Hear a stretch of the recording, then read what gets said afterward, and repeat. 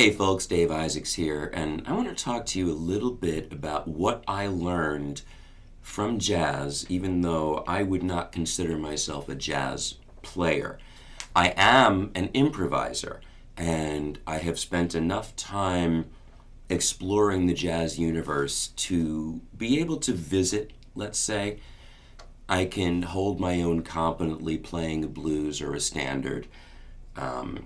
Never really look to explore bebop or fusion, some of the more adventurous genres. Ultimately, I grew up a folkie and then discovered rock and roll and then discovered the Grateful Dead. And so that pathway, although somewhere in the middle there I got degrees in classical guitar, so take that to mean what you will. But my formal studies were not in jazz. Jazz was more of an ongoing exploration. And early on, I think I was interested just because I thought it was sophisticated, and if I wanted to be a well-rounded musician, I needed to understand it.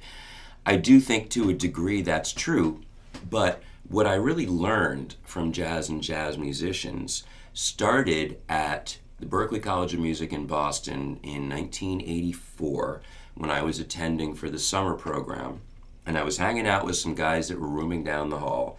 There was a drummer and two bass players sharing a room, which is kind of unusual given that most people in almost any musical setting are scouring the universe to find bass players, and we had two.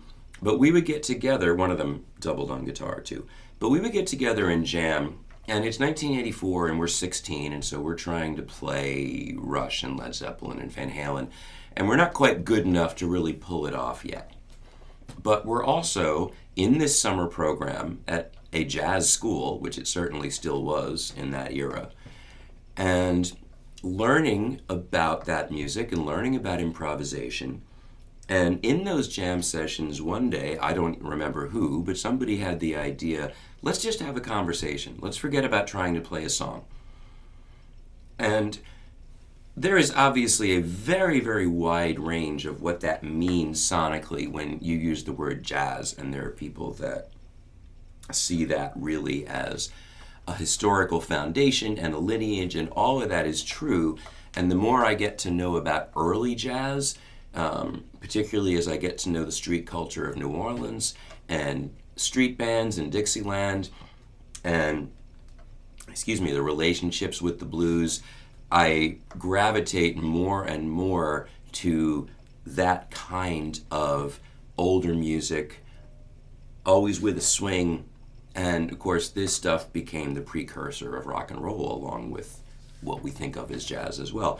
But the idea is that in a jazz ethos, when you're using a jazz approach, the melody is written, the chords are at the very least implied and more or less agreed on, but at the same time, everything is subject to reinterpretation.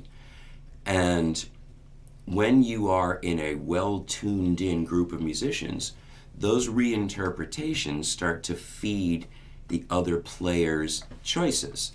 And so when a group of musicians is really listening to each other and everyone has permission for things to change, the music can completely morph, because as one player tries a different choice, makes a different choice, then the other players are hearing that. And they, at that moment, have a choice to stay the course they're on or to react to that choice.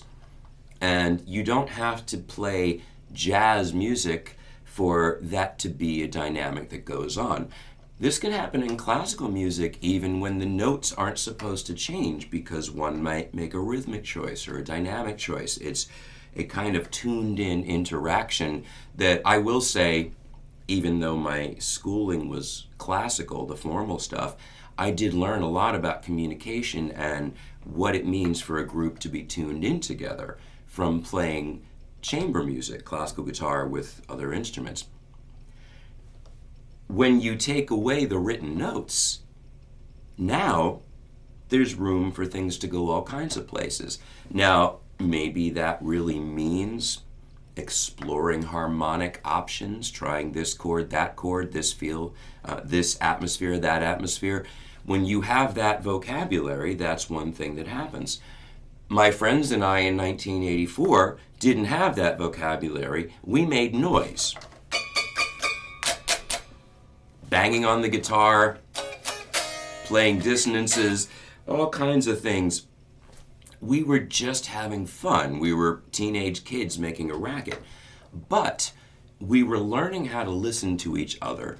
We were learning how to give ourselves and each other permission to explore and to make musical choices. And that is the fundamental element you need, honestly, I think, to be a good musician, to be a well-rounded musician. It's not so much that one needs to speak the jazz language, but to be able to accept that openness to something I didn't expect might come at me, and instead of glaring back and saying, hey, that's the wrong thing, maybe that takes us somewhere different. And that is certainly, the Grateful Dead are one example of that ethos being applied. There are songs that are structured and they played them like a rock and roll band. There are songs that had open sections in the middle or the beginning or the end somewhere where there's a way that it goes, but it can go other ways.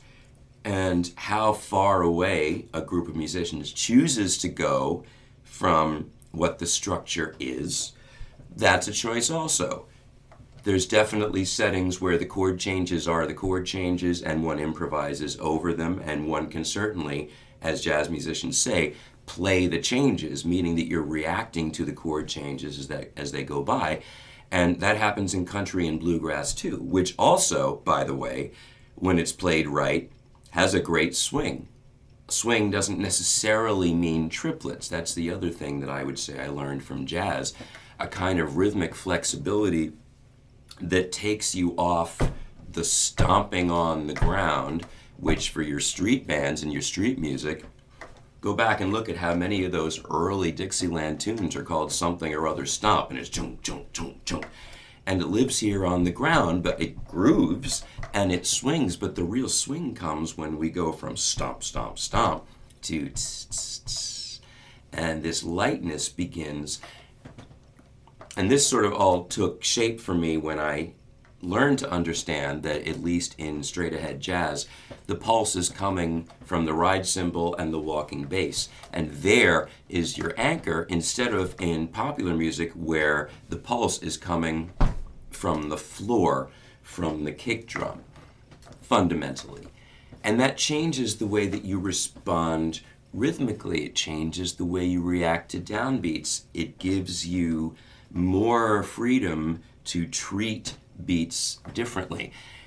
What that means to your playing, that might be a rarefied and obscure concept to you right now. All I'm saying is I'm giving you permission to explore and say, if I play this note this way, what if I play it that way? And if you don't know what that means, start looking at what are the different ways people attack a note. In the Session Player Toolkit, I'm doing a lot of approaching similar or even the same material from different perspectives and saying, well, sometimes it's just a matter of touch it this way or touch it that way, and that's going to make different sounds. Or those choices might be melodic, they might be chordal, that might all be going on at once. And that, whether you choose to make those different choices, whether you decide to take the music somewhere different that's unplanned based on everybody's reactions to each other, or whether the band is going to hang out with the foundation and let the soloist do their exploring, that's all valid. Those are all things that come up in different musical settings. And I would say that I learned that from beginning to explore jazz, to understand what that mindset means and what improvisation really is. And the world that opens up to you, no matter where you are musically, is really and truly amazing. And I will, if I can do this, put in a plug for, in my book, The Perpetual Beginner, I wrote a chapter about this experience at the Berklee College and also subsequent free improv workshops and experiences that I had in the following years, continuing to explore how to develop that openness, that fearlessness to be able to just go for something, whether you think it's going to be good or not, and commit to it. And what that does for your authority as a player when you have that fearlessness. I'm Dave Isaacs. Thanks for watching, folks.